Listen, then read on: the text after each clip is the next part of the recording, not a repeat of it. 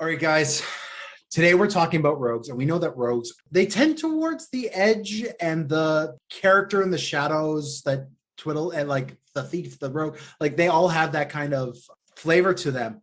And one thing that has always kind of evaded my notice, and I've started paying more attention to it, is whenever you have one of those characters in an awkward situation in popular media, they have something in their hands that they're fiddling with. They're spinning a coin on their fingers, or they have a dagger or a toothpick or something. So guys, my cold open question for you today is, what is your unique token for your rogue to occupy their hands with while the long, awkward tirade from the paladin about truth and justice and law is going down? What is your rogue playing with? Let's roll dice. Yeah, sure. A 5. 4. Oh, roll off. Yeah. Oh, 8. 12. In the box, Megan. Shit. I've rolled a lot of 8s tonight. Okay, so Megan, what is that fidget spinner level bullshit for your rogue? So weirdly enough, I built a character that wore a lot of rings that they utilized as brass knuckles. So I was like, this would be a delightful thing to just put a lot of rings on a rogue, and they just collect and steal tons and tons of rings. So whenever someone gets annoyed and takes their rings away, they just replace them with another set. Cool. Yeah. Cool. Jeff? Yeah. Because I do it anyway already, a pocket knife. It's a little on brand for a rogue, but if I have time to fidget, I'm fiddling, obsessively opening and closing a knife. Yeah. For me, one of the things that I really liked with my rogue that I played was he was a rock gnome. So I wanted him to have like some sort of little mechanical gizmo that like you could clockwork turn on and just makes little noises or something. Just like some little automaton like that they could just have in their hands that either distracts, has some sort of purpose, or like a puzzle, like a Rubik's Cube level shit. I was imagining those random toys that just make a lot of noises when you move them, and then like the rogue would be in hiding and all of a sudden just like move it by accident. Shit. Well, I have ADHD, so like I have a couple of these fidget level things. I have a lot of little knickknacks on my desk that if I'm ever like I need to have something in my hands to focus on a conversation, I do. So like I've got like little stuffies and toys and a series of cubes, like, and dice have always been the thing for me. But I was just looking around my desk and I realized I tend to like move things and put them in parallel sections. So like I have my books and like my phones, and then I'll move them into different weird parallel spots. Like I don't have stuff that is specific to this, but I'm realizing that is now my current fidget. There's a little bit of OCD that goes with being a bit of a gamer. Yeah, especially like a D&D gamer. The amount of times the setup to get started with a session, you get your character sheet out, you get your pencil, you put it on the page just right, you get your dice out, you organize your dice in your specific unique way, whether you're putting all of your 20s in a row and making sure they're all up on 20, or like everyone's got their weird fucking thing. For me, it's choosing what dice to roll that session. Yeah. Oh, my dice are just chaos. Like I dumped them all on the table. Oh shit, you got like a 70-pound bag full of fucking dice. It's probably 10 pounds. Cool. My Lanta.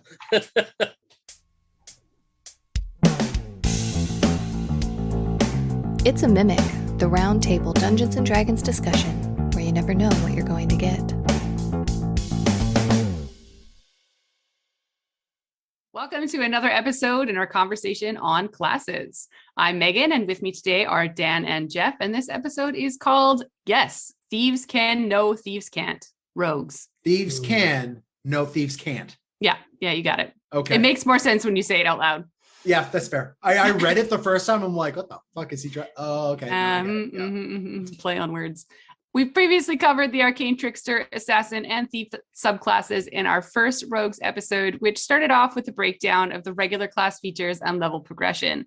In our second Rogues episode, we went over the Inquisitive, Scout, and Swashbuckler subclasses, as well as the sections in Xanathar's Guide to Everything, which encourage players to consider their guilty pleasures, as well as who their benefactors and adversaries are. We can find these episodes on Spotify, Apple Podcasts, and dozens of other podcast apps, or you can jump over to YouTube and dig into the entire playlist on classes that we've built there.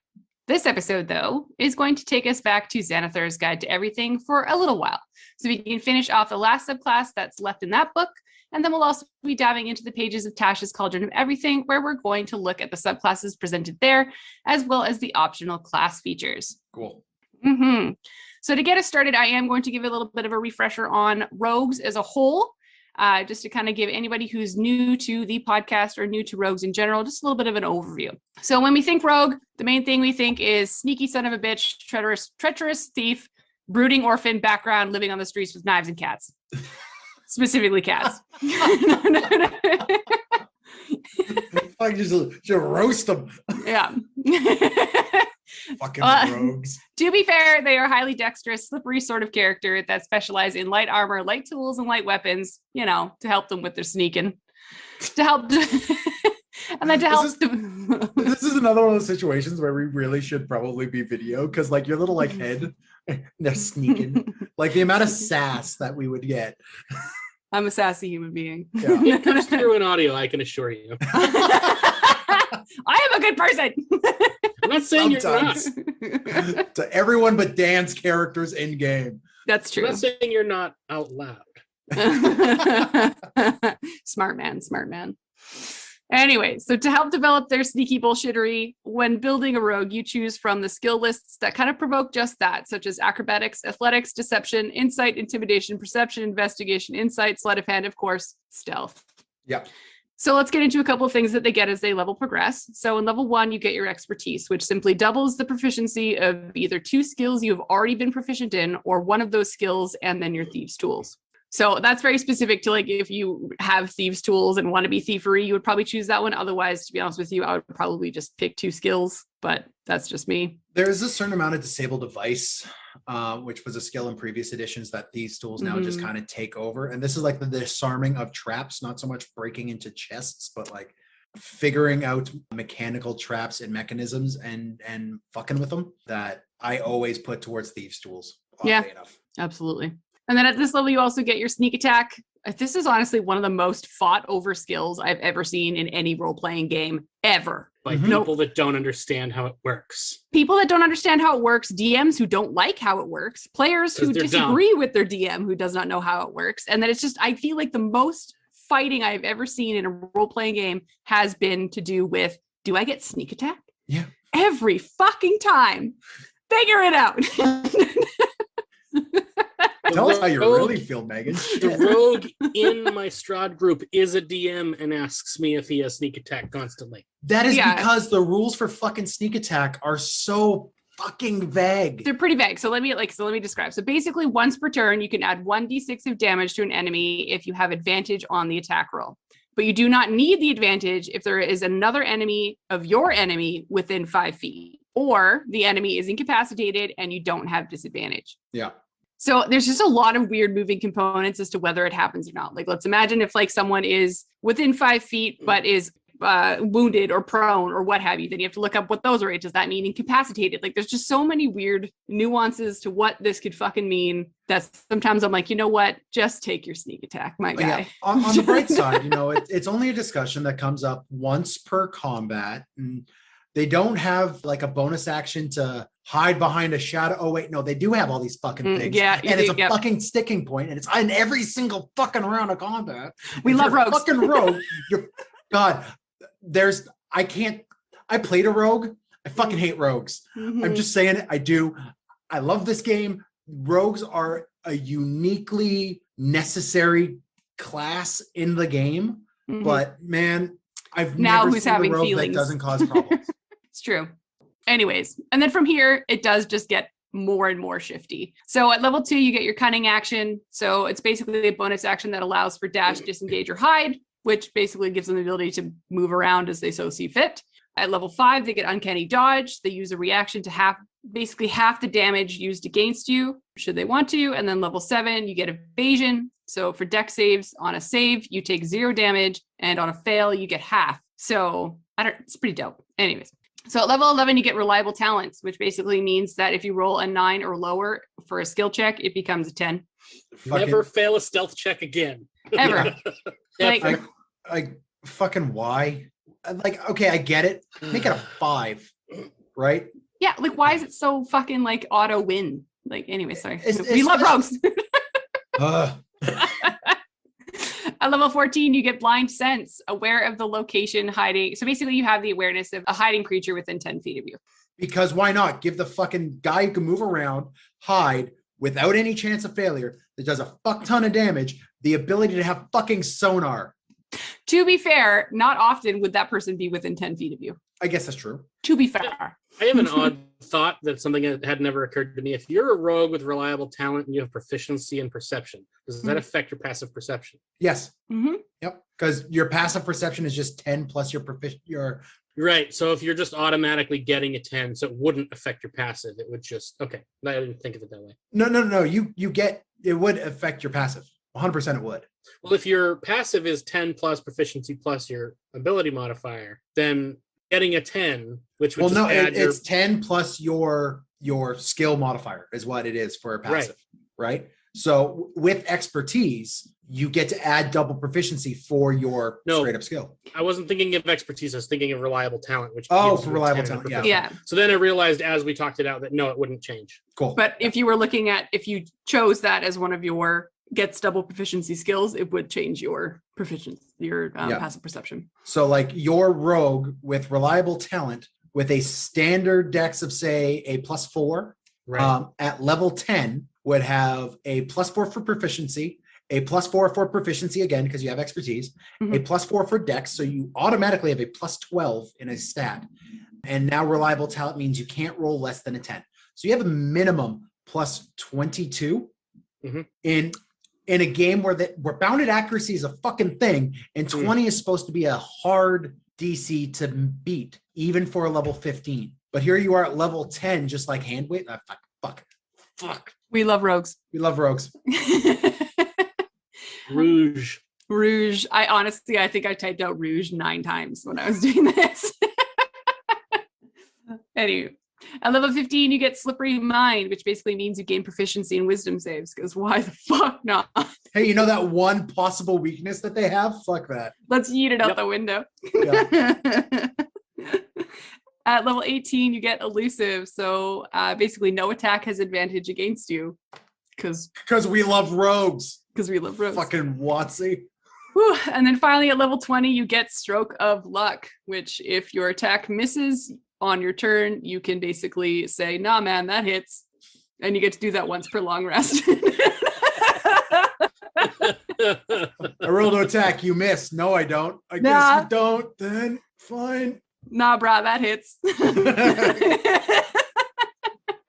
So basically, these are all things developed so a rogue can dodge everything any of the time, sneak up on anything any of the time, use sneak attack whenever they fuck they want, and then be as ghostly as possible all the time. Yep. Sure. Yeah. Sure. Hey, they also get subclasses, guys. That's what I was going to say. So you might be thinking, you might be thinking to yourselves, how can we be more creative with this? Well, at level 3, we have archetypes. Could it get any better? Yes. Yes, it can. Better. Yeah, absolutely. So I did mention that we did cover a few of these in some of our last episodes. If you haven't listened to them, feel free to go back and listen to, but we will be covering a couple in today's episode. However, before we do, I want to talk about a few hot takes about rogues from Tasha's. So the first one is going to be, you're going to talk a little bit about steady aim, which is a 3rd level class feature that has been added to the rogue pool. And that's key. It's basically been added. It's not removing anything. And it actually in the text says that it's up to DM discretion, whether it's wanting to be used within the rogue pool. So basically what it does is it gives the ability to spend a bonus action to give themselves advantage on an attack roll, but only as long as they stay still. So the wording, however, is kind of important. So I'm actually going to read directly from Tasha's. It's on page 62 of the Cauldron of Everything, if you want to look at it for yourself. But basically, as a bonus action, you give yourself advantage on your next attack roll on your current turn. You can use this bonus action only if you haven't moved during this turn. And after you have used this bonus action, your speed is 0 until the end of your current turn. So hot takes. I want to hear you guys' responses. So roll dice. I would like to hear how you guys feel about this and whether or not you as a DM would allow this at your table. Got a natural 20. Oh, I got a natural 1. So Dan, tell me your feelings on this one. I really actually like this. Mm-hmm. My whole thing is rogues are annoying. Okay, the vitriol from earlier in the episode, I'm going to let go for a minute and just as a DM, rogues are highly maneuverable. They get in and out. They do what they fucking want. And they take a lot of table time arguing about whether or not they get fucking advantage for things. Giving rogues an ability that says, hey, if you use this, not only do you have to stand still, but you guarantee have advantage on a thing, saves me time as a DM in a very subtle way. Because now that they have the ability, they'll fucking use it. This isn't a fighter's indomitable that they'll fucking forget. This is a linchpin for their class and will solve so much fucking table time. So yes, I'm on board with this. It might seem powerful, but it anchors them to the fucking ground and it solves a common contention at the table. Absolutely. I hear you. What about you, Jeff?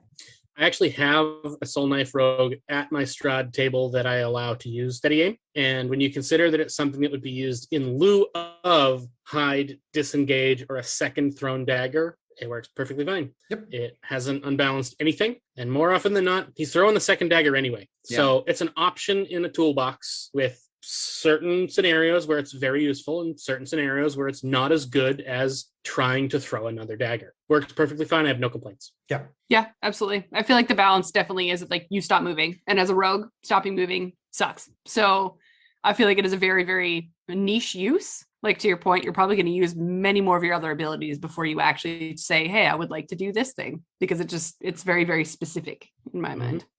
But yeah. All right. Next hot take. Hot takes. Hot takes. Hot cakes. So all of the other... Dan, do you like waffles? Stop it. Adam is listening to this fucking episode right now, just screaming at his computer. Stay on topic. All right. Second hot take. Eventually. All the other classes in Tasha's Cauldron, everything except for artificers and rogues get 2 or 3 optional features. Artificers are new, so it's kind of understandable, but do you think that rogues only getting 1 is kind of unbalanced, or do you feel like they should have been a little bit more? Same initiative. So Dan, you can go first. Yeah. I don't know how emphatically I can impress. No, rogues are fine. Like, guys, rogues are good. The steady aim, I'm happy. Let's move on. They don't need another fucking thing. What about you, Jeff? I'm going to agree. Not every class needs a bunch of new stuff. I can totally understand trying to rebalance the ranger or adding expanded spell lists. Rogues don't need more tricks. They already have all the tricks. Yeah, all already. Yeah, it's not even like they have a healthy amount. Look, they are overwhelmingly full of tricks. You want tricks? I got tricks. I'm a rogue. Oh, my Lanta. They're just like, pick a card, any card, literally pick any card, because I could do literally anything. Oh, I'm an arcane trickster rogue, and now I have fucking spells too? Guess what, bitches? Right. It's just like, Trickery. But, I feel like there's something to be said when it comes to creating new content for these characters. It's like, it's better to have good and less than a lot and have nothing make sense or be redundant. And I feel like if you were to build anything else for a rogue at this point, it would probably be redundant. How dare you be rational? Well, I'm also shocked. Oh, man. Hello to all you beautiful people out there in podcast land, and hello to all you ugly people out there in podcast land as well. You know who you are. And it's okay. It's all right. You're doing your best, and we appreciate you. Let's just say that. Anyway, I just want to remind everybody that we've got a fancy little donate button on the website. We talk about it almost every episode. We also mention the fact that there is a store that you guys can go check out as well, where you can go buy stickers and mugs and notebooks and stuff with the It's a Mimic merch out there. I think there's also Deep Darker Radiance on there as well. Every little bit helps us. We're currently trying to work on a couple of big projects, as well as bring back a couple of projects that are currently on hiatus. For those of you paying attention, you know what we're talking about. And it goes a long way for us to be able to pay editors, to pay artists, to be able to buy new, better equipment so that we can bring you the highest quality that we possibly can. And of course, these damn books are not cheap, and we want to support Wizards as best we can. Anyway, the point is, we like providing the best possible quality to all of you out there. We don't run Kickstarters. We don't run a Patreon. We just have this little donate button that's at www.itsamimic.com. And of course, there's the store there as well through Redbubble, which I actually quite like. It's one of my favorite online store interfaces, but that's beside the point. Anything you guys are able to throw at us is muchly appreciated. We appreciate all of you, even the ugly ones out there, especially the ugly ones out there, because you can't have D&D without beautiful monsters like you people. Dan would be fucking horrified if he could hear me say this right now. And he did not get to vet this little commercial, so let's not tell Dan about this strange turn of events. And anyway, back to the show, shall we? And thank you in advance for anybody that's able to help out. In all seriousness, you're the pretty people. All right, so we're going to talk about a little bit into the archetypes that we get. So what I would love to do is roll some dice, as I know that we would like to go through some of these suckers. Let's see who gets to go first. Oh, fuck, I'm on fire today, guys. I got a 19. I got a 7. 17. All right. I guess that means I'm going first. Dan, you get to go first. All right. Well, let's take the super balanced, some would say underpowered rogue, and give them the mastermind ability. And I will be covering from Xanathar's the mastermind rogue. So the mastermind rogue it's a rogue that is going to be more your spy master. They are a people influence, like an information gathering rogue that has a lot of very specific flavor to them. They will excel in more social situations than combat situations. However, there is going to be some combat boons because, hey, fucking rogues, why not? First things first, at 3rd level, when you choose this archetype, you get Master of Intrigue, which gives you proficiency in disguise kits, forgery kits, and 1 gaming set, as well as 2 new languages and half of the effectiveness of the actor feat by making you unerringly proficient in mimicking speech patterns after 1 minute of conversation with somebody, to the point where you will then come off as a native speaker of their language should you speak their language to begin with after doing this minute. What a shitty time to have this ability where like landlines weren't a thing, you know? Yeah. Very much so, right? Like I see this being useful if like you have a lot of ethnic groups within your world of the same race, right? Like common is your main language, but you have regional dialects as well of common that affect. If you have that level of depth in your campaign, then this is going to be useful. But if you don't, then sure, right? Also, 3rd level, you get Master of Tactics. So you get Master of Intrigue and Master of Tactics. Master of Tactics gives you a new bonus action to use the help action. Now, if you don't know what the help action is, it is giving a person advantage on a specific type of roll, okay?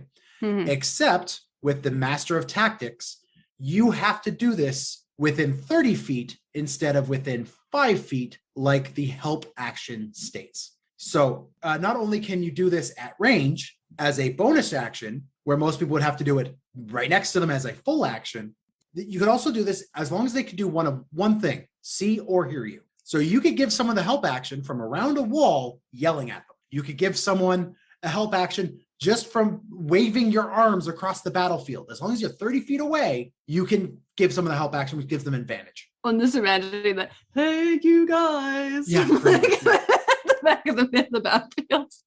So this gives rogues more of the standard action shit as bonus actions, increasing their versatility and their mobility. Because they needed that more. They really right? did. Yeah. Right? If I'm looking at everything, they just really needed more. Yeah. Absolutely. All the things as bonus actions. Well, at 9th level, you get to be an insightful manipulator next. That is basically you study a target for a minute to gain knowledge of the specific intelligence score, wisdom score, charisma score, or class levels of the target that you observe for at least 1 minute. Okay. You may also, as a DM's option, realize little pieces of that character's history or vital pieces of their personality traits that you can then manipulate. So this is one of those rare meta abilities that gives you score and class level information that you could then extrapolate from there, right? That's actually So- kind of neat because it does require DM interaction. It right? does require DM interaction, but again, having meta abilities like this that kind of tell you class levels come with them so many different fucking, and like this one doesn't even limit it. There are some abilities that do it that be like, you get to know one of their class levels, Mhm. right? If this is a multi-class paladin, warlock, sorcerer, you get to know all of them and how many. Yeah. It's fucking nuts. Anyways, at 13th level, you get misdirection, which if a creature within 5 feet of you is granting you cover, which I don't think I've ever had a creature grant cover before in my games. That just might be a thing I don't do as a DM. But if a creature within 5 feet of you is granting cover and you're targeted by an attack, you can use your reaction to have that attack hit the guy giving you cover instead. Again, this is going to be one of those things on the battlefield being like, this person's in front of me. Do you think that they're giving me cover right now? Yeah. Yeah. They gave them steady aim to remove a fight, and now there's this to add a fight. Because this is on 2 things. This is 1, hey DM, are they giving me cover? And this is 2, hey Paladin, they hit you instead. Sorry. I hate it. mean, you can use it to position, particularly if you're playing like a halfling rogue, you can use this to position yourself so the arrow hits the bad guy in front of you instead of you, to have them shooting each other. And to Yes. be fair, Dan, you would be playing a gnome, so I mean that's rude. It's accurate, but it's rude. not wrong. But yeah, I see what you're saying there. I just also see this being like you stand next to the shield, sword and board, sentinel fighter, and you just are redirecting attacks to them because you know that they rolled low on AC, so now they're gonna just bounce off that guy's AC. That's another tactic you could have here. This reinforces the idea that you should have a battle map. If you're doing theater of mind and you do this, it's gonna be a lot harder than if you have a battle map. It encourages having battle And maps. if your DM doesn't like to play with cover, you might just be host. Yeah. Yeah. Finally, at 17th level, you get the Soul of Deceit, which means your mind cannot be read, full stop. You could present fake thoughts with a deception check if you feel yourself being your mind being read. And all magic determines you as telling the truth, even if you're lying through your goddamn teeth. You're immune to zone of truth. You are And immune can lie to- in a zone of truth. You can lie in a zone of truth. You can not only lie inside of a zone of truth, zone of truth will admit that you are telling the truth to do. Yep. On top of that, higher level detect thoughts and shit like that don't affect you. Just don't. Yep. Right? If someone can read your mind or have telepathy at range, you are a black spot to them. You Mhm. just straight up don't exist. So that is the Mastermind Rogue. That's everything we got from them. Love that about them. All right, let's roll some dice. Okay. And then what I would like to hear is either just your thoughts around what a good like race or background or stats or what have you, or if there is a good way to role play this class or any oversights or imbalances that you think might exist for this guy. Sure. 3. 3. 12. Oh, 3. Gotta roll off, Jeff. 3. A 16. Okay, so Megan, you're first. I feel like this is a very oddly specific build. Yes. So don't get me wrong. I feel like it is still quite balanced in the sense where you get all of your shit from being a regular rogue, because you get a lot of shit from being a regular rogue. But then you get this weirdly, oddly specific, almost like campaign specific bullshit. Like, that's great that you can sit in a zone of truth and be able to lie. How often does that actually happen? Right. Mhm. So it's just like, it's almost like the DM would have to know that you have this ability and like almost give you this boon of having this interaction so you can utilize it. Yeah. Right. So I feel like that's kind of the balance of, yes, you get all this extra cool shit that gives you a lot of good flavor for your character, but I don't think it really counterbalances anything or does anything extra great for it. But that's just my opinion. So it's taking the rogue's bullshit and putting the DM back in the driver's seat. Exactly. Right. So it's not a bad thing that this exists, but that's my hot take. Who's next? Sorry. For me, Megan, we've mentioned before in some other builds that we've kind of got this ideal social party. Mm-hmm. The hell? Yeah. 1 second. Are you okay? My phone just started playing a tequila theme. Oh. Da-da-da-da-da-da-da. Oh. I did no fucking idea why. Anyways, I'm going to say that again. Interesting. So for me, Megan, you and I have had this social party idea going around with like a order cleric and a glamour bard, right? Like characters who have this bend to a social campaign. Mm-hmm. That's when I'm playing a Mastermind Rogue. Yeah. If it's a social heavy campaign, I'm playing a Mastermind Rogue then, because all of their abilities are designed for that. And let's be completely honest, the help action helps for more than just attacks. You Mhm. can help ability rolls. And that alone, that power right there is what makes me want to play these guys. You can do it, Happy. Yeah, right? 100%. Yeah. What I about feel you, like, Jeff? sorry, like I just, to finish that off, Dan, I feel like we do really need to build the good cop, bad cop where our characters actually get along. That'd be great. Yeah, you have a good cop, bad cop, and then you have this scuzzy, like, I almost want to say like black market arms dealer level fucking mastermind rogue who's Mhm. just used car salesman sleazy. And he's one of these masterminds where he's just like, yeah, man, I could get you anything you want. I know the guys to ask, right? And that's who this guy is. So like, if the good cop, bad cop doesn't work, you can always blackmail the fuck out of somebody, right? And that's when the mastermind comes in. True enough. What about you, Jeff? What are your thoughts? I really like the idea of playing this as a UNT or a changeling. Mhm. Yep. This is a seriously social roleplay heavy class, as we've now covered. Take that, crank it up to 11. You are now all about manipulation as not a bard. Yeah. Yeah. And I just like that flavor of like, this is a super sketchy person who is just very, very good at getting what they want out of a conversation. 100%. That good cop, bad cop nonsense of whether you use intimidate or deception, one of you will get there. I love that. Awesome. So maybe Jeff, do you want to take us through whatever you get to show and tell for us today? Oh man. So I'm covering the Soulknife Rogue out of Tasha's, and we have a nice little quote. Tasha says, I also have the ability to manifest my thoughts in ways that cut people. I call this power words. So, okay. Hi, Adam. Yeah, Fuck. this is Adam. Yeah. The more we get into this, the more you will understand that this is Adam. Yeah. All right. My psyche is deeply scarred by decades of Yes. friendship with that man. Yeah. The soul knife is a rogue that focuses on sharpening their mental abilities to the point of bearing their mind on the opponent or obstacle in the form of psychic abilities. Between using psychic knives, telepathic communication, and other abilities, any normal-looking unarmed person could wind up being a formidable enemy. Okay. Yep. So, Okay. at third level, we get the psionic power trait. You begin to manifest psionic power. I know that's a swear word for a lot of people. Yes. This is represented by your psionic energy die, which starts as a D6 and increases in size to a D8, a D10, and a D12 at levels 5, 11, and 17, respectively. Mhm. You have as many dice as twice your proficiency bonus. These dice are used to power the abilities that the subclass grants you. You can regain one die as a bonus action, but you can't do it again until you complete a rest, short or long. Okay. You regain all of them at a long rest. So Oh, these are going to power various abilities that this subclass gets.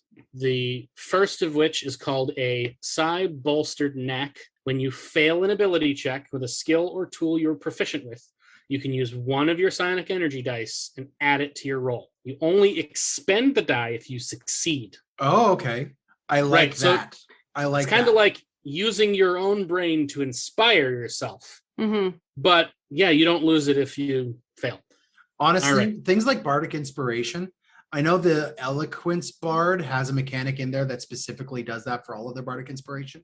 Right. But fucking man, that should be part of just stock bardic inspiration, right? I'm also I thinking think so, sorcery yeah. points, like expending your sorcery Like- points for shit, like, and it doesn't pop off. It just If makes sense. every bard can't boost their own ego, and bards are all narcissists, let's be real here. Mm. What is going on? Yep. All right. So anyway, the next ability is Psychic Whispers. As an action, you can speak telepathically with a number of creatures up to your proficiency bonus, and they can speak to you, just you.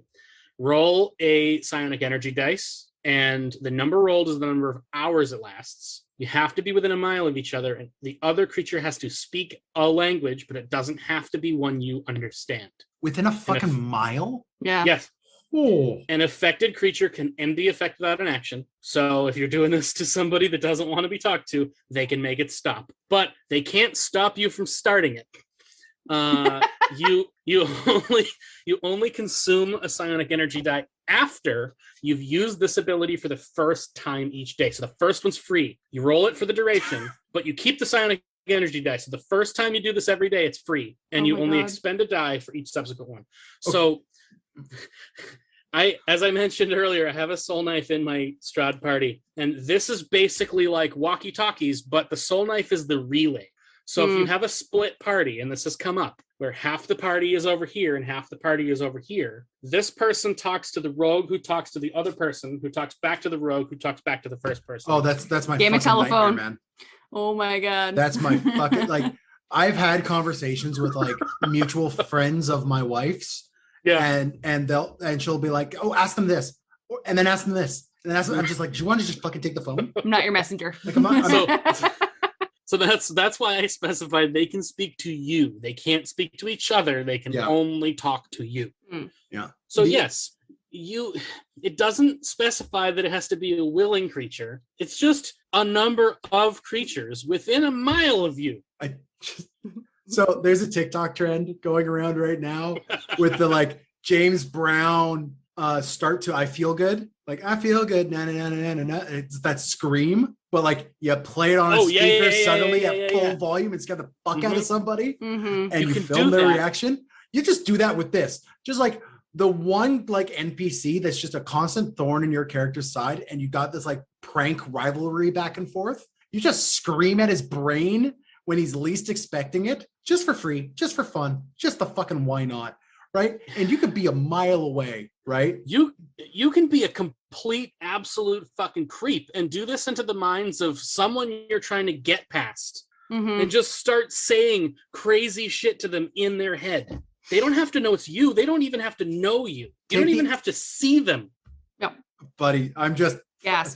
Fucking rogues, man. Fucking rogues. We love rogues. All right. So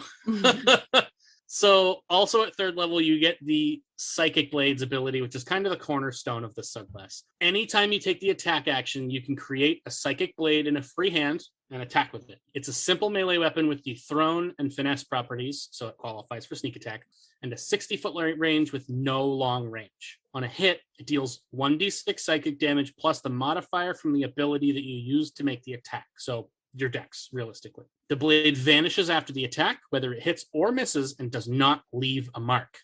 After you attack with a psychic blade, you can use your bonus action to attack with another psychic blade if you have a free hand to summon it into. The second attack is a d4, not a d6. That's fucking malicious. Yep. There is no wound. There is no wound. End of story. You are mentally straight up fucking kill. You straight up fucking kill a guy, and the only thing you could come up with is his brain just decided to stop functioning. Yep. Right. Just explodes internally. Absolutely. Yep. Okay. All right. So at 9th level, we have the Soul Blades feature. This ability adds a few features to the Psychic Blades. We have Homing Strikes, which allows you to roll a psychic energy die to a missed attack roll and add it to your attack. If it hits, you expend the die. Fuck, okay. Right. The next is Psychic Teleportation, which allows you to use a bonus action to summon a Psychic Blade, expend a psychic energy die, throw the blade at an unoccupied space a number of feet equal to 10 times the number rolled on the die, and then teleport to that spot. 10 times the number rolled on the die? Right. So if you roll a d6 and it comes up a 6, you teleport 60 feet. Okay. At higher levels, if it's the d10, that could be 100 feet. Except the knife has a range of 60 feet. Correct. So you're still going to be limited by that weird range. It's a bonus action. So yeah, you can bonus action, poof, and you can do this up to double your proficiency modifier number of times if you do absolutely nothing else with your PE die. Double? Oh my god. That's how many die you have. I guess that's energy true. die. But you don't expend them unless they actually pop off. Like if it fails, you get to keep or this one you expend regardless. Okay. The other ones so far you only expend if you succeed. Okay. Okay. I guess that makes it better. Man, that pisses me off, right? Like there's so many things in there that are resource management in this game that just fail if you have bad luck. Yep. And now you have and there are a limited number of them. And now you're sitting at a thing that has bad luck though. Yeah, ever. right. And so I start now. Boggles my mind because like you have these like psychic knife warriors who have a resource pool over and above what your fucking barbarians have with rage or your sorcerers will have with sorcery points. And it's a fucking subclass and you're defeating main class level traits. Yep. I love rogues. Right. So like at end game levels, you have up to 12 of these die you can use. That's a lot. Yep. All right. So at 13th level, we have Psychic Veil. You can use an action to turn yourself and anything you're wearing or carrying invisible for up to an hour or until you dismiss it. If you deal damage to a creature or force a creature to make a save, the invisibility ends. This does not end if you miss an attack roll. It's if you deal damage or force a save. So if you attack them and miss, you're still invisible. Yep. You can expend a PE die, a psychic energy die, to use the feature again, or complete a long rest to use it again. So you do it once, long rest to recharge, or burn one of your die to be able to do it again. Okay, but I get sneak attack? Of which by level 13, you have 8 of these die. Okay. I love rogues. I'm so actively trying to restrain the rage. I gotcha. I feel it. All right. At 17th level, our final feature, we have Rend Mind. When you do sneak attack damage with your psychic blades, you can force the target to make a wisdom save. Your DC is 8 plus proficiency plus dex. If they fail, they're stunned for a minute. The stunned creature gets to repeat the save at the end of their turn to end the effect. You can do this once per long rest or expend a psychic energy die to use it again. Okay. Like there's a point with the subclass where it's just so powerful that, man, like I and this one isn't oddly specific, unlike the mind one. Like this one is universal. It can be used against anything. It can be used anytime against anyone. There's no oddly specific storyline that is required. Right. Like it just the Mastermind was overtly social roleplay. This is overtly combat and fuck with people. Yeah. All right. Well, do we have some feelings? Do we want to roll and share some feelings? Yes. Some fairly strong feelings. Let's roll some dice. Roll some dice, fam. All right. 11. 17. I rolled a 16. But yeah, so same as we have been doing, give me some thoughts on either this overpowered, underpowered, if you have some certain classes that you have in mind that you would go with this, races, that kind of stuff. What are your general thoughts of these guys? Dan, first. Okay, so judgments aside, judgments is off the table. They've left the room. We're just going to talk about the things about this that I like. One, I got nothing. So, okay, judgments is coming back in. I'm playing this as a Kalishtar. I'm playing this as somebody who has some psychic bend to them already, or aberrant bend to them already. Anytime psionics is brought into a game, it gets fucking weird. And they were doing so well with a couple of the other psychic classes that we've seen, subclasses we've seen up to this point. They were doing pretty good with them. This is too much, y'all. Like this is too. Rogues get a lot. You just gave them a double scoop, and it's just.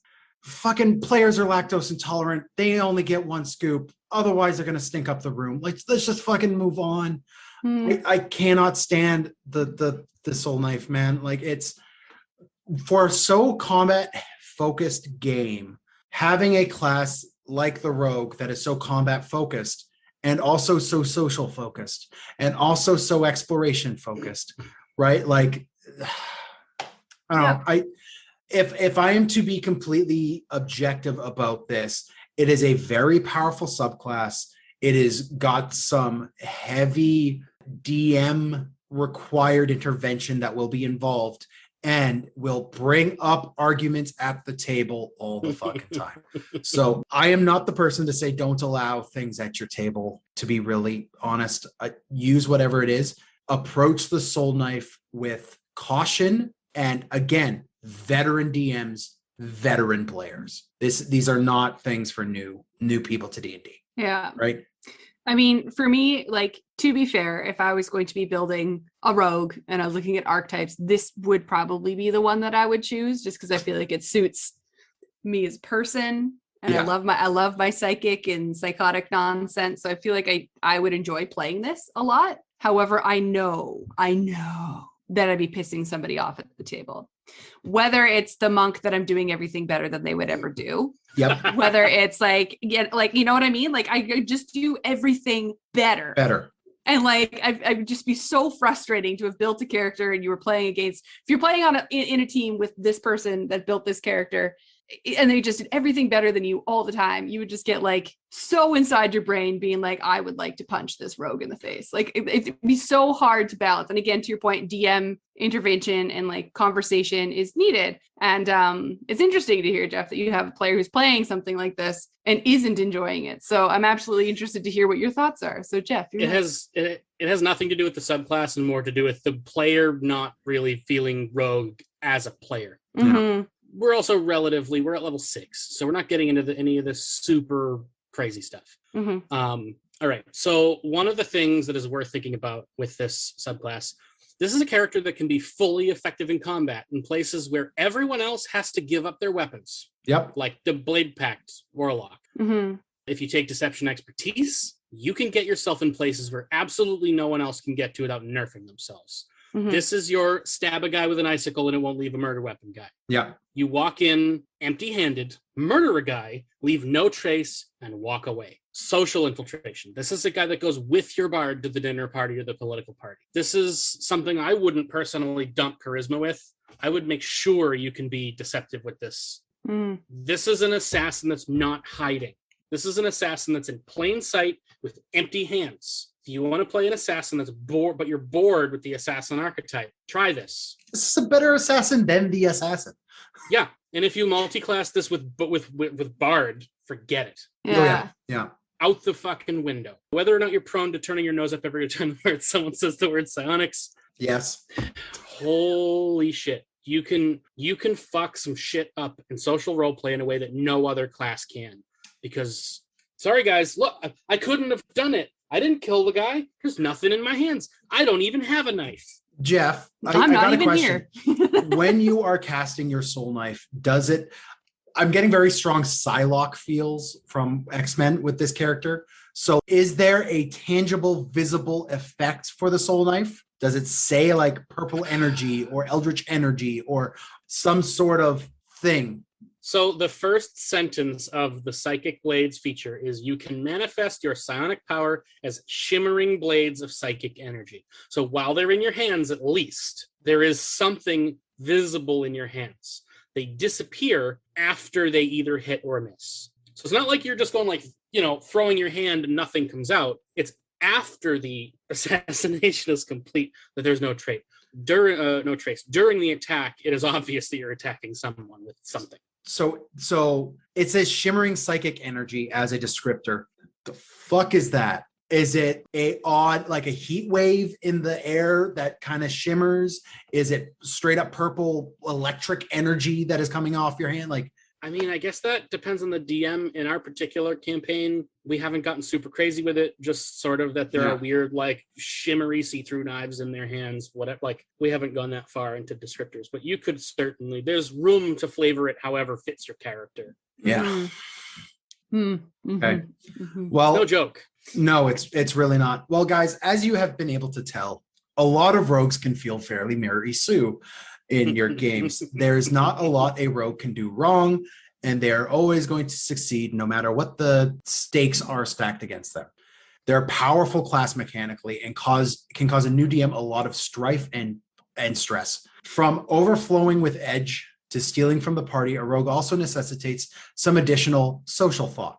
So as a DM, if you want to enable fun, but also constantly encourage your rogue to think of more than themselves in and out of combat, the solution I have found is NPCs. As much as you want your edgelord rogue to float around and doesn't care about anybody, has no attachments, hasn't set down roots anywhere, whatever edge reason they have, tailor make some NPCs for that lone wolf rogue to get attached to. Have them be the source of praise and adulation that every rogue player desires. Because the reason you're playing a rogue is so that everyone else could see how badass you are. Mm-hmm. So give them that NPC that gives them that adulation that they so desire, so that you can then leverage that NPC to bring the rogue into the drama and actually give a damn about something.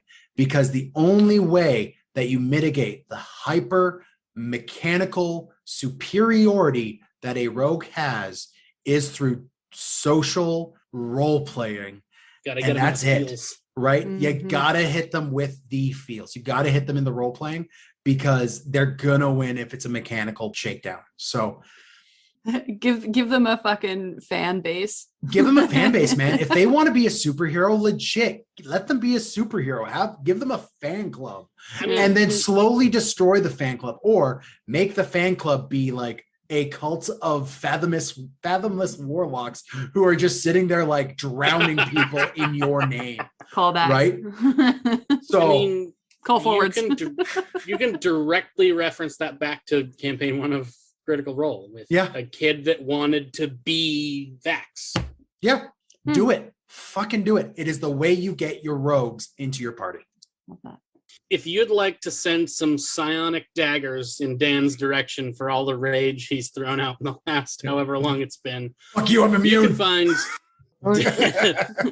Dan as well as the rest of the It's a Mimic team on Instagram at It's a Mimic, on Facebook, on the It's a Mimic Facebook page, and at r/It's a Mimic on Reddit. There is the email address info@itsamimic.com if you'd like to send Dan pictures of how mad you are about his outrage over psychic knives and try to deal him some psychic damage.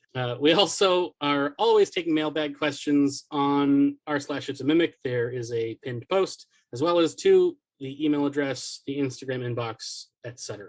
All right. So I'm going to take you through the last archetype of the season, and that is the Phantom. Cool. So, and a quote from Tasha: "Collecting the souls of your defeated foes in everyday objects. What a good idea, though I'd probably need an encyclopedia to hold all my anti-admirers." So this will make sense as I go through it. Can I just hang out with Tasha? She be my seems, friend? I feel like she'd be my bestie. Like, just for life. I feel like I just need her in my life. I think we all need a Tasha in our lives. Yeah. All right. So if rogues couldn't get brooding enough, let's bring them as close to death as possible. And this is what you get. So the Phantom rogues are thought to have gained innate powers from being close to death, whether that be through their bloodlines past or just generals hanging out with the undead, and basically brings upon some strange abilities. So first off, at 3rd level, you do get what's called Whispers of the Dead.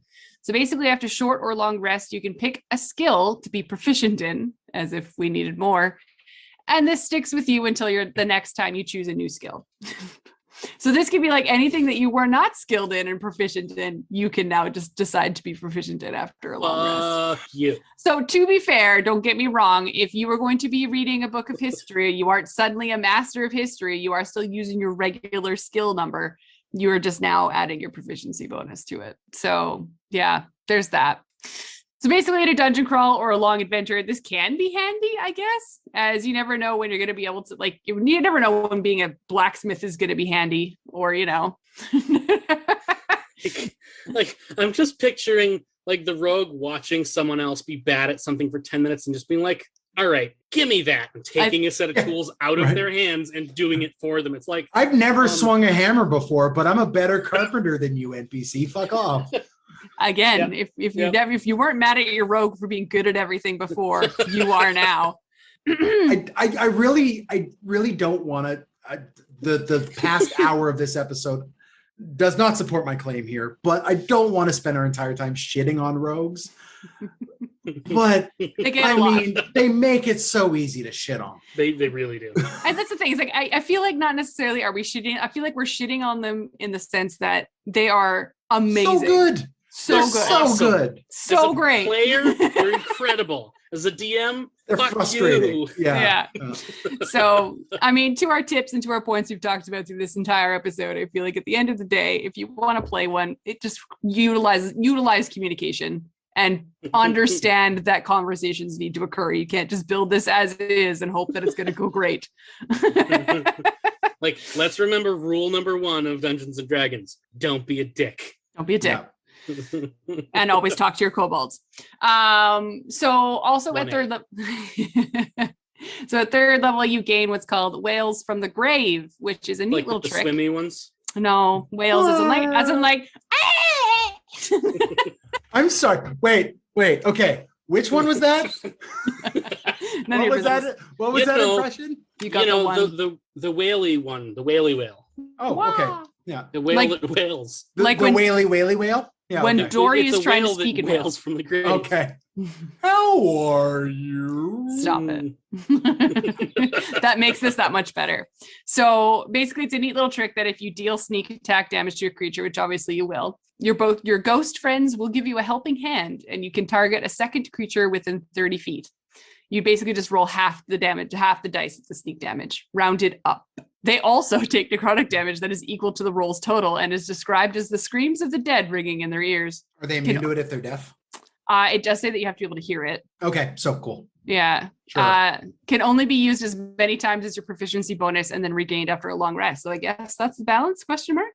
It's more balanced than we've seen with other things that they've been given. Yeah. So then at 9th level, you get tokens of the dead. This one I actually enjoy. So it's got a lot of flavor to it. So whenever a creature dies, you trap a sliver of its life force within a trinket. The creature must be within 30 feet upon death, and you must have a free hand. So sorry to your 2 weapon-wielding rogues. Fuck off. There is a table to roll from to kind of figure out what trinket it is, but I feel like this is a great opportunity to be creative with either yourself or your DM to try to figure out what your trinkets kind of look like. And you can carry a max amount of trinkets equal to your proficiency bonus. These trinkets can be used for 3 different things. 1, while you have a trinket, you can have advantage on death saves and constitution saves, because why the fuck not? The whole concept is not even paladins get this shit. I know, right?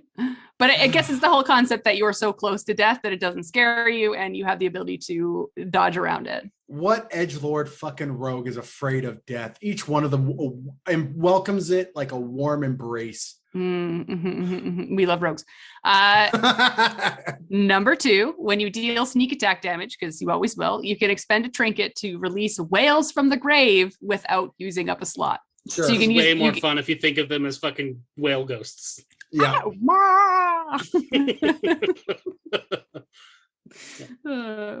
And 3rd, you can, as an action, you can destroy the trinket and ask the soul 1 question.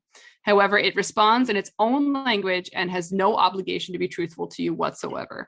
So it's kind of an interesting way of getting a different type of information out of something, but I feel like its first response to you is, why the fuck did you kill me? Die in a fire. I will tell you nothing.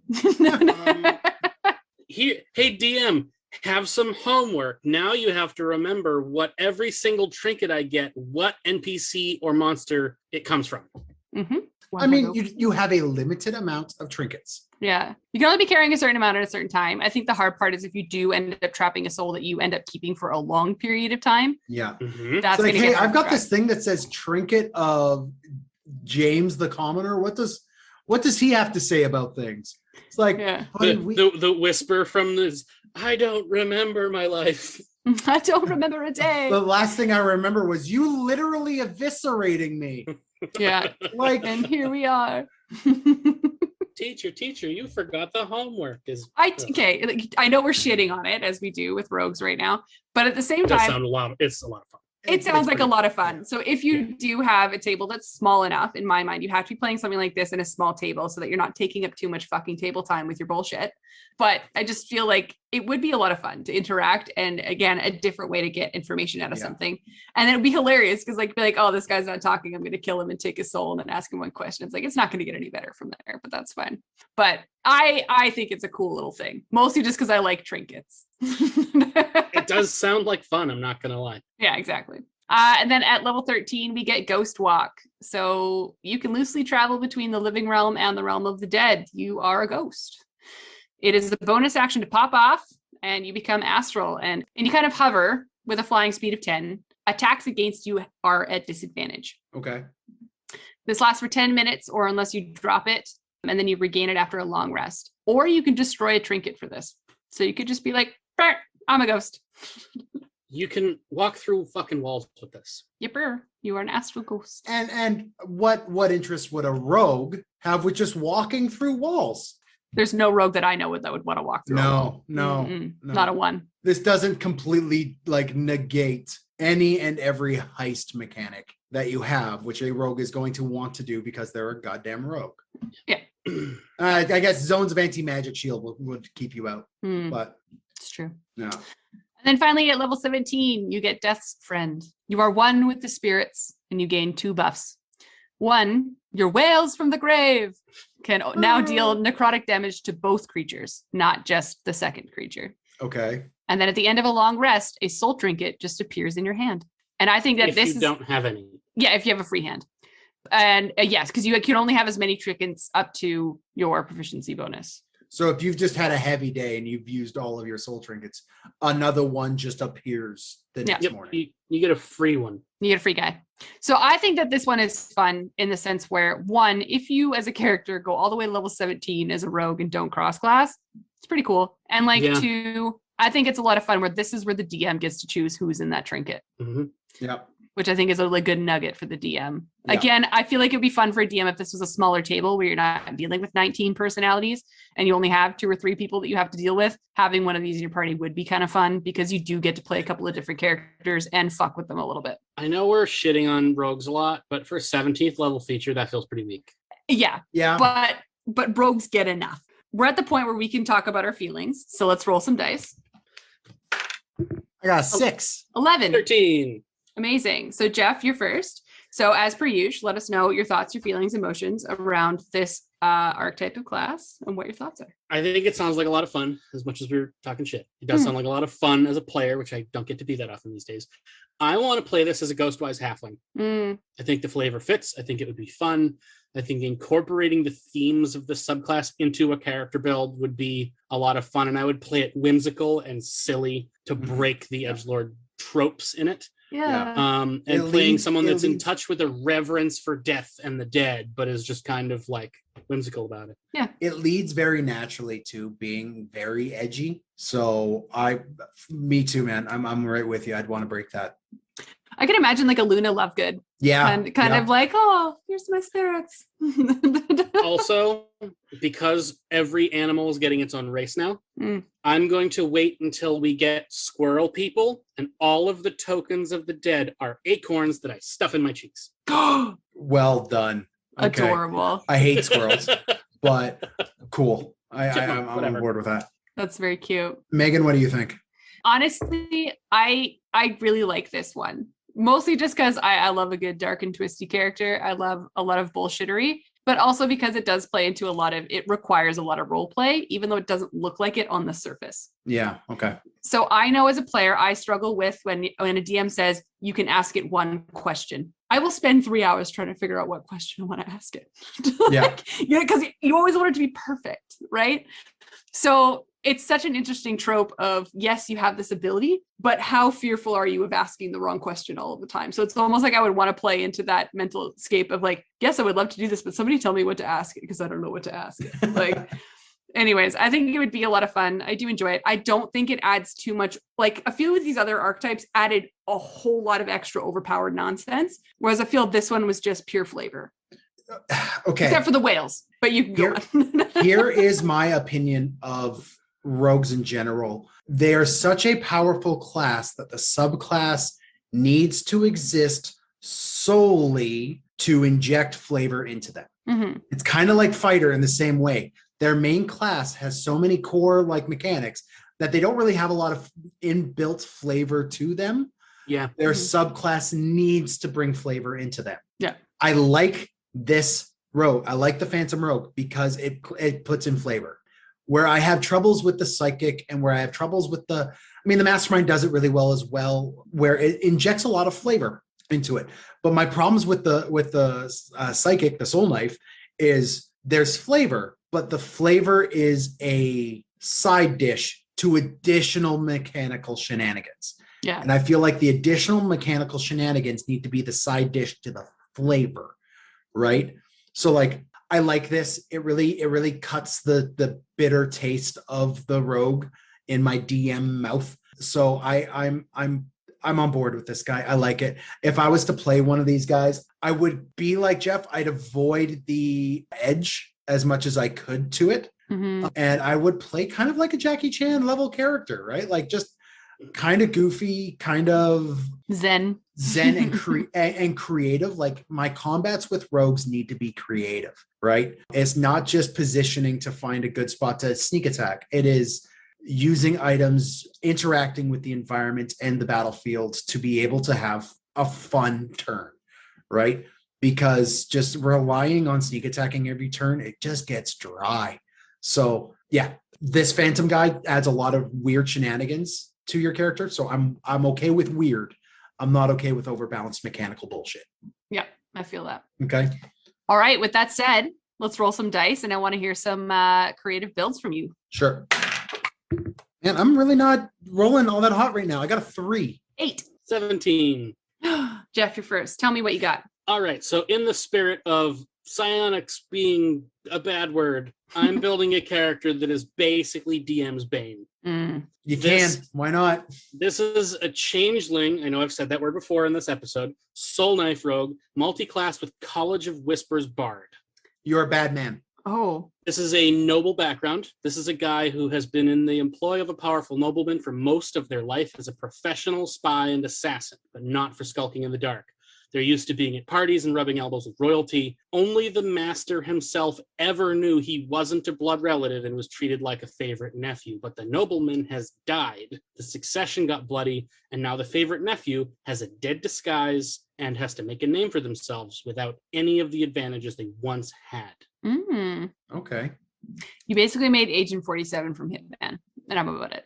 You can change your face, intimidate anybody. The College of Whispers bard stuff synergizes in a really ridiculously powerful way with Soulknife. This is a character that will make your DM hate you. Yeah, this is fuck your intrigue. I'm gonna just stab it.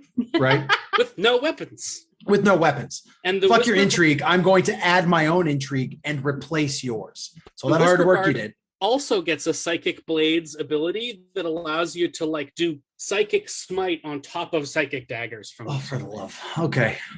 I love this. I love it.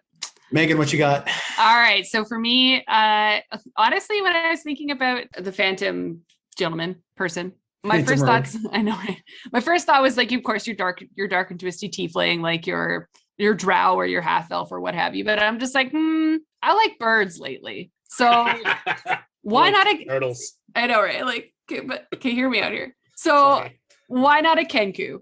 So when you speak to your Yes. team, all you do is squawk and repeat what they can say as per usual. However, but you utilize your trinkets to channel the voices of those within the trinkets. Cool. So, and you don't, in mind, this would be very hard to role play in the sense, because it would have to take a lot of strong, like one-on-one with your DM to figure out what that would look like. But in my mind, this would make a really good NPC. And to be like, yeah, like just like either of the big bad in the end, the one that fools you into thinking that like they're a part of your team or what have you, is helping you along the way, but in the end turns out to be your big bad, close to death, kills your team. Love that. Collects your team in trinkets. Dope. Because in my mind, guys, tell me if you would do this or not in your campaign. If one of your players was to go down, like a PC, could you put a part of their being into a trinket? Because it's not a soul, it's just a piece of their essence. So I feel like this Kenku would be gathering essences from your team over time. Every time they die, wouldn't tell them, but is gathering these little pieces of essences from their team and then using it against them as they go along. I just feel like it would be a lot of fun. I like the idea of them being forced to interact with this Kenku rogue. They ask this person a question, a piece of information that only this Kenku rogue can have. And they look back up at the party, they cock their head to the side, they pull something out of their pocket, squish it, listen to it, and then just shake their head no. Yeah. Oh, I love it. My favorite with this would be your party having to interact with this Kenku. They take the thing out of the pocket, they squish it, they listen to it, and then in the exact same voice as the person who's asking the question, because that character died 3 weeks ago and had a resurrection spell on them. So in their exact voice answers the question. Gives them their own wisdom back. Yeah. Here's a good point. So the spirit appears to you and answers in a language in life. The Kenku can then repeat that exact message in the voice of the person whose soul the trinket is a part of. That could get fun and weird. Yeah. No. Absolutely. For my mastermind build, honestly, Megan, you stole a little bit of my thunder with the Kenku. I would go Kenku with the mastermind rogue, purely because this mimicry of voice and this information gathering, I always found really, really interesting with a race that at base nature has severe communication issues, right? So I really like the idea of a mastermind Kenku gathering all this information and then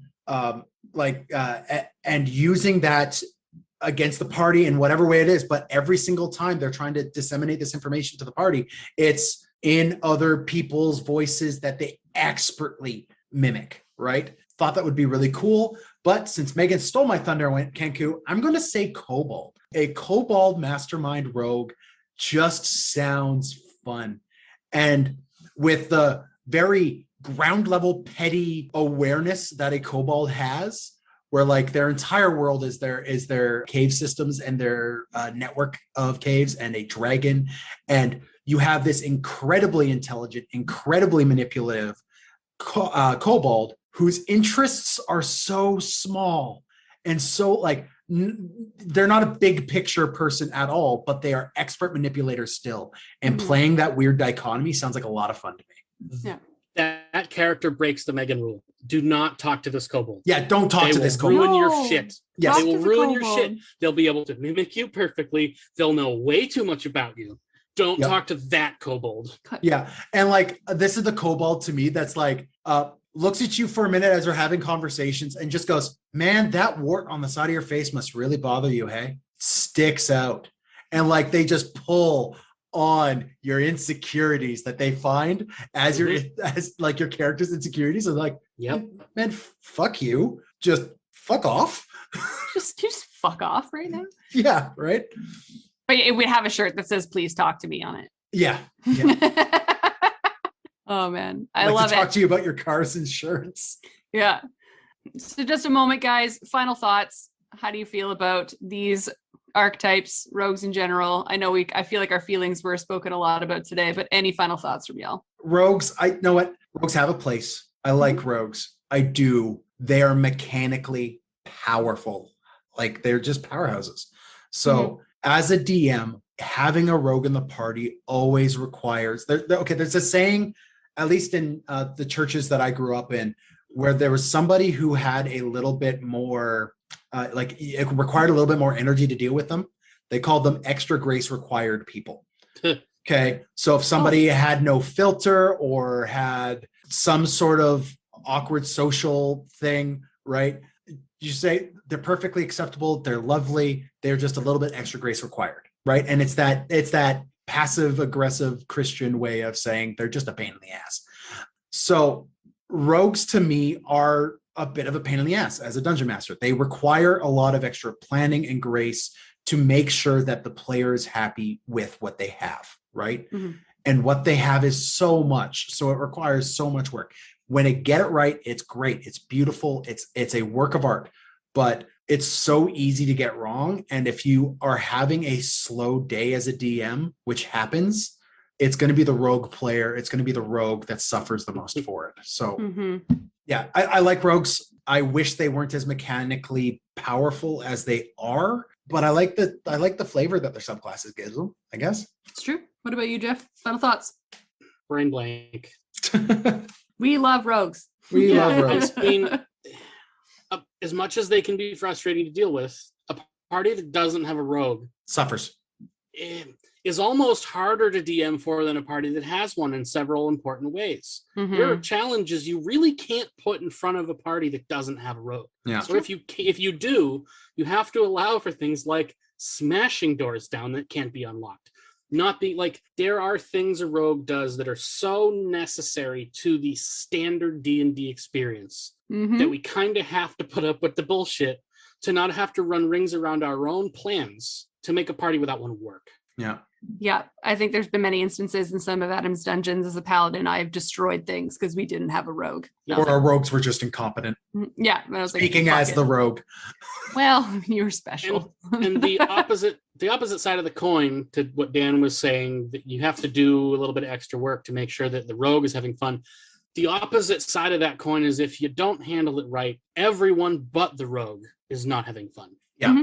Because the rogue is stealing thunder and taking things away from other players at the table because they just get there first where no one can see them to stop them. Because how many fucking times has a rogue stealthed away from their own party where the players know what's happening, but the characters can't do anything? So there's thought and effort and planning that goes into everyone being happy when you have a rogue being played excessively. Yeah, we're currently playing at a table right now where there's a rogue and I'm a monk, and I'm just like, they're like, I can sneak away and do these things. I'm like, I can come too. I can do the same things that you can, just not as great. And yeah. And then me and the cleric are just sitting in the back like, yeah, they're gone again. Goodbye. Which one of us is going to heal the one that's unconscious? Because one of them's unconscious. Cleric turns to the paladin. You want a granola bar? It's gonna be a while. Some snacks. It would definitely be our cleric that would have the snacks. Gotta get that protein bar so we have energy. So when we have to go pull their asses out of a literal fire. Well, our cleric's a loxodon, so I just imagine like just a pouch full of peanuts. Yeah, just like shelled peanuts too. So you're just making a fucking mess all the time. Mm-hmm. Oh, I love that. Walking around like you're a Texas Roadhouse barbecue place. The floor is just covered in shells. Mm-hmm. Oh man, that's how we make trails.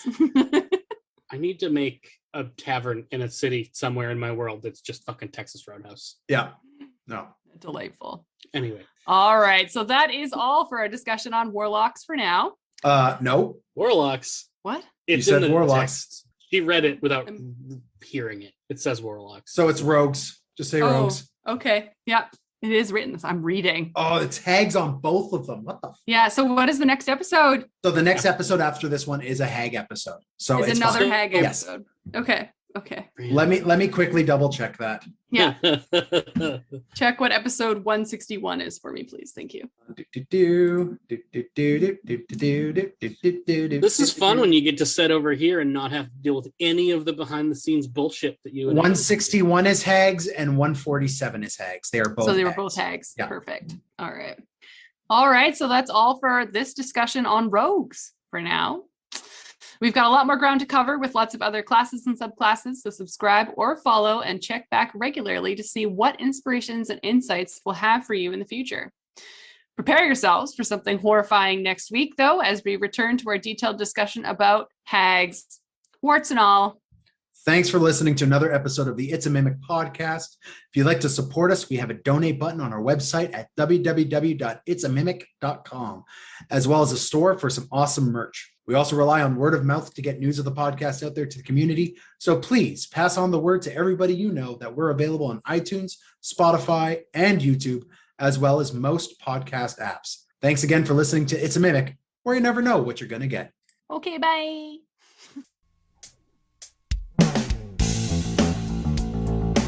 It's a Mimic, the round table Dungeons and Dragons discussion, where you never know what you're going to get.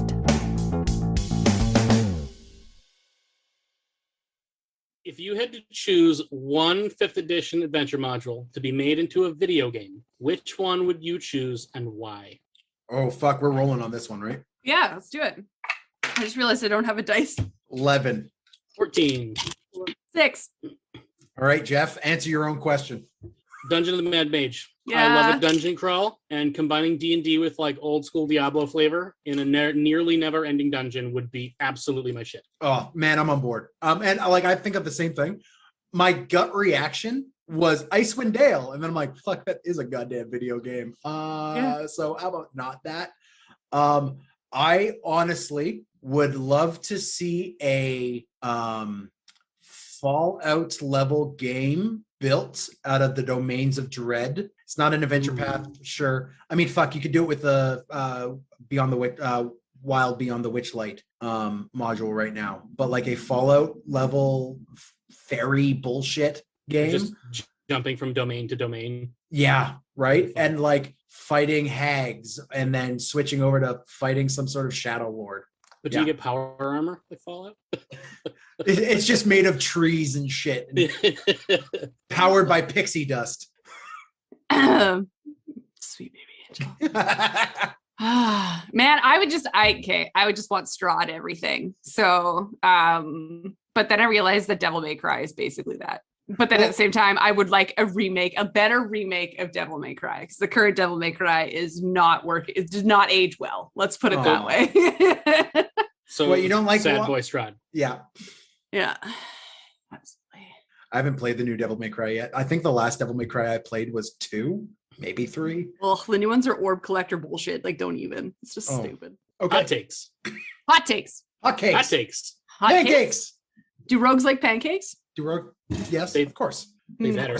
They're fucking doesn't? rational human beings with an intelligence score that love fucking pancakes. Hold on. They're Are definitely they, not though? waffle assholes. Hold on. They're Wait. rogues. Are they rational? I was gonna say, are you guys waffle people or pancake people? I'm 100% a pancake person. 100%. Pancake? They're Jeff? faster and easier to make in the morning for myself. So pancakes. Love a good waffle. See, okay, so when I found out that my wife was pregnant with with the twins, I made it my personal mission to memorize and have like the perfect pancake recipe that I could just do, right? So I did it. And now I make fucking phenomenal pancakes. He do the pancakes. And You then do be good at pancakes. and then lo and behold, my children hit 6 years old and go, we don't like pancakes, we like waffles. I'm like, fucking God. Because I put a lot of fucking work into memorizing that goddamn recipe. You just gotta get a waffle iron and you're done, my guy. Well, I have a waffle iron and now I've had to perfect waffles, but like whenever I do, I make sure I make myself some pancakes because I'm definitely a pancake person. I discovered a cheat code last week. Okay. You get breakfast sausage patties, Okay. and then you cook them and you roll them in pancake batter and you put them back in the pan. That is the most American thing I've ever heard. And I love that for No, you. the most American thing to that would be then take them out and with the resulting grease that's left in there, add Deep some fry it. flour, some milk and everything, make a gravy out of it, and then just make sausage biscuits and gravy out of pancakes. It's American though, so it has to have sugar. So we're gonna do fake syrup and powdered sugar on top. Oh, yes. Yeah.